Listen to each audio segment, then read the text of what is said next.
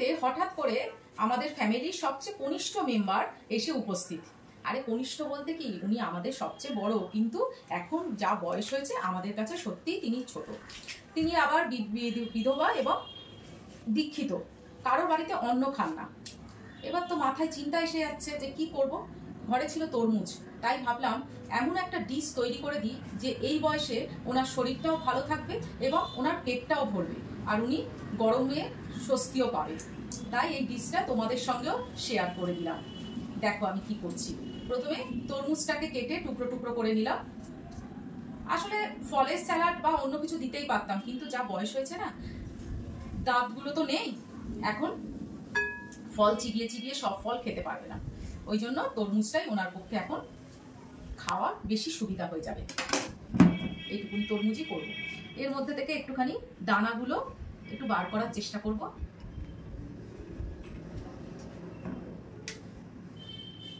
যাতে ওনার মুখে না পড়ে। এই যে তরমুজগুলো সব কুচি কুচি করে কাটা হয়ে গেছে।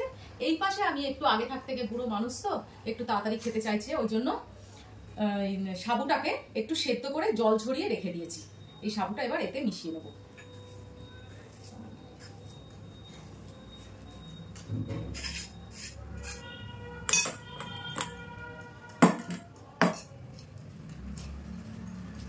এর মধ্যে মেশাবো চিনিটাকে, একদম গুঁড়ো করে নিয়েছি, সেই গুঁড়ো চিনি মিশিয়ে নেব।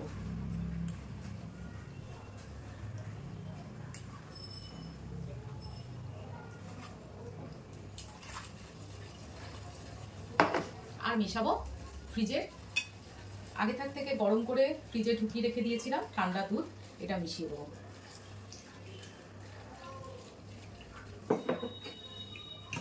এই যে জিনিসটা করলাম কিছুই নয়, অথচ শরীর এত ঠান্ডা থাকবে, যেহেতু সাবু আছে, তরমুজ আছে, ঠান্ডা দুধ আছে, খেতেও ভালো লাগবে এবং শরীরটাও খুব সুন্দর সুস্থ থাকবে এবং ঠান্ডা থাকবে।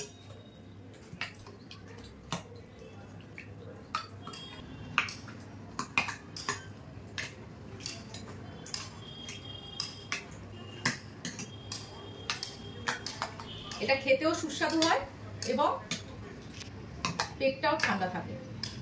আর বুড়ো মানুষদের যা কেন, সমস্ত মানুষই এই দুপুর বেলায় এটা খেতে পারে। এই যে এবার সার্ভ করে দেবো।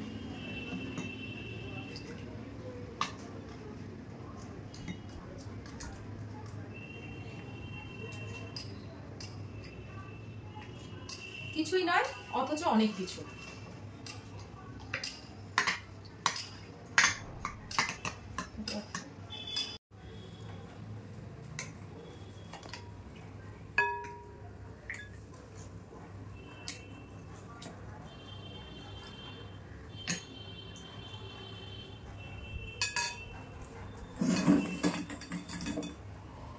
দেখুন